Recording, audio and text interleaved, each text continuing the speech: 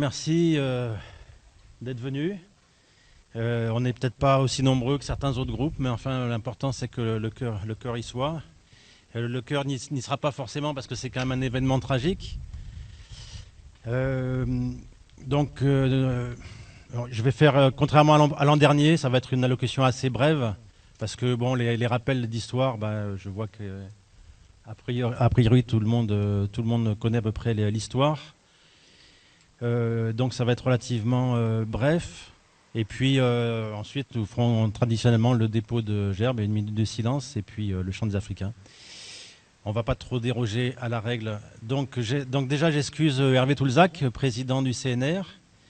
Je remercie tout le monde d'être là. Je remercie aussi Hervé Cuesta qui représente le collectif Non au 19 mars 1962. Et c'est donc les deux associations qui organisent ce soir et qui sera suivi aussi d'un apéro dans nos locaux au CNR, tout près d'ici. Donc vous connaissez toute l'histoire, mais je vais quand même rappeler des choses, puisque la vidéo, elle sert aussi pour les plus jeunes, pour ceux qui ne se sont pas déplacés, pour vos enfants, pour vos petits-enfants. Ça peut être utile de leur montrer la vidéo après, parce que ça a du sens, on va le voir, de célébrer même un événement aussi tragique.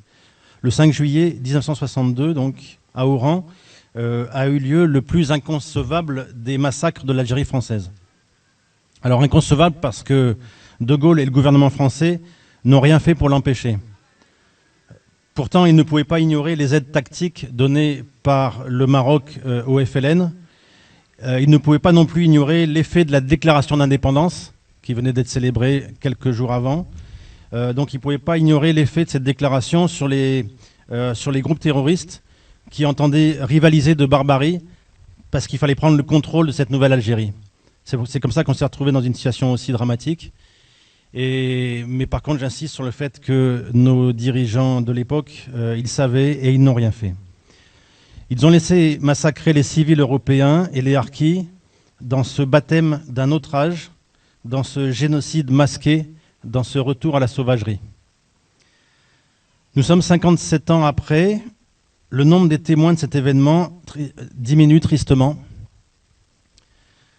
Ce drame sera peut-être un jour juste un fait historique et certains négationnistes tenteront d'effacer ces massacres des livres d'histoire. Ils commencent à s'y essayer déjà. Il y a des gens du côté du CNRS qui prennent plaisir à réécrire l'histoire. Donc déjà, première mesure, dès aujourd'hui, chacun d'entre nous doit se constituer une bibliothèque physique. Je pense que c'est le cas de pas mal de personnes ici. Mais il faut le dire aussi aux jeunes. C'est pas la peine de faire des bibliothèques dans le cloud, dans les nuages. Les nuages, c'est fait pour autre chose. Et donc les bibliothèques, comme on en tient une au CNR, grâce aux dons, il y a encore des gens qui m'ont amené des bouquins aujourd'hui.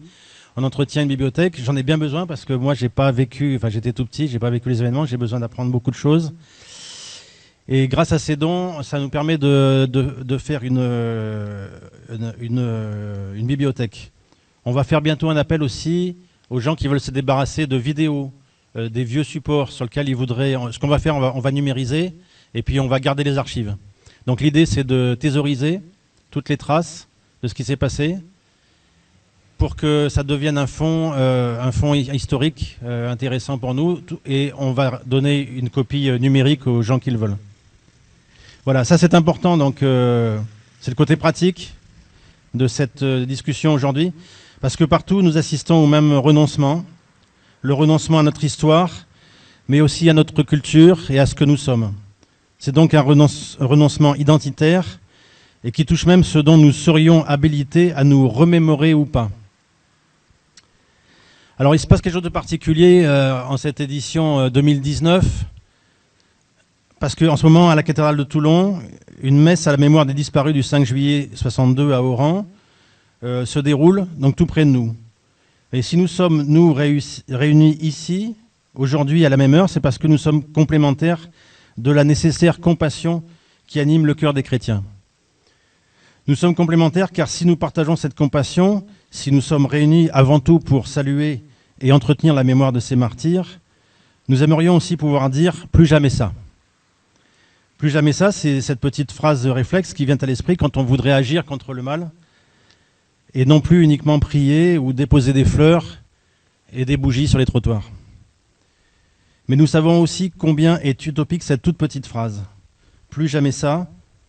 Utopique car nous savons que si parfois des gouvernements méprisent leur peuple et le lien identitaire avec celui-ci, c'est pour mieux se défausser de leurs responsabilités, par médiocrité ou par vice. Ils savaient et ils n'ont rien fait. Par l'esprit de vengeance peut ainsi être interprété le cas du massacre d'Oran.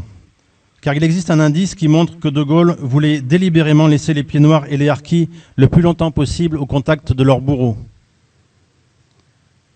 Alerté par les pieds noirs d'origine espagnole des nombreuses exactions qui les visaient depuis mars 1962, l'Espagne de Franco prit la décision de tenter de sauver les persécutés d'Oran en y envoyant des bateaux civils et des bateaux militaires. Vous devinez qui s'opposa à cette action de secours en menaçant l'Espagne? Ce fut De Gaulle, par la voix du général Katz. Finalement, l'opération a pu avoir lieu le 30 juin 1962, le général Franco ayant menacé à son tour d'envoyer son aviation de guerre et sa marine de guerre.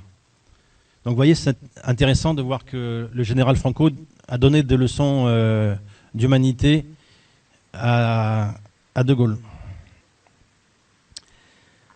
Et comme s'il était encore nécessaire de surenchérir à la tristesse et à la colère de notre réunion d'aujourd'hui, c'est au moment d'écrire ces quelques mots que survient le souvenir d'un autre massacre, plus récent, celui du Bataclan.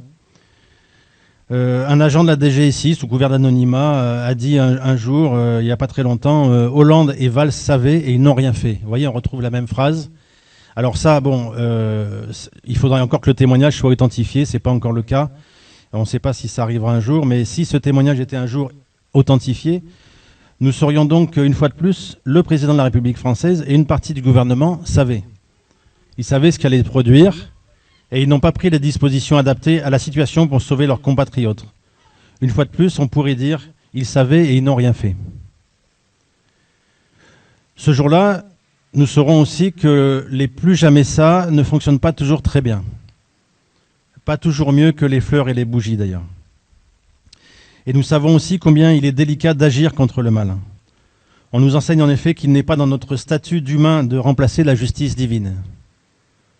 Et il n'est pas non plus dans les statuts de nos associations de proposer des modes d'action contre les forces qui sont responsables de ces massacres, ni même de proposer des nouveaux modes de désignation de nos gouvernants qui trop souvent donnent la légitimité, l'impunité et l'assentiment à ces forces du mal. Pour l'aspect des actions, nous laissons pour cela et à chacun le soin éventuellement d'agir en pleine conscience au sein d'autres structures et à un autre moment. Pour aujourd'hui, dans le cadre de cette cérémonie, la seule issue que nous avons consiste à nous unir aux espoirs d'apaisement de nos co-religionnaires et à notre tour à déposer des fleurs. Pour cette raison, l'association du Cercle national des rapatriés et le collectif Non au 19 mars 62 vont procéder à un dépôt de gerbes de fleurs au pied de ce monument dédié aux martyrs de l'Algérie française. Je vous demanderai ensuite, à l'issue de la sonnerie aux morts, de bien vouloir respecter une minute du silence, dirigée en pensée vers la mémoire de ces martyrs.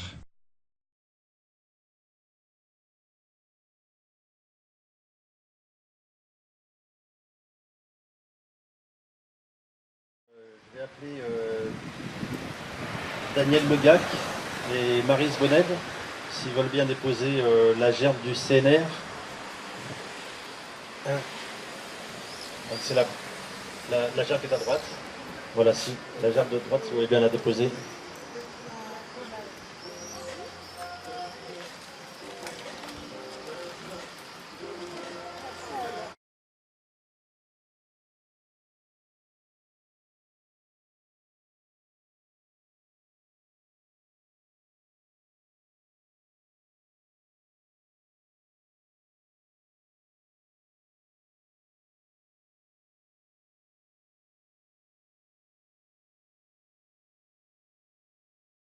Je vais demander ensuite à Hervé Cuesta et Dominique Blondel de bien vouloir déposer la gerbe du collectif Non au 19 mars 1962.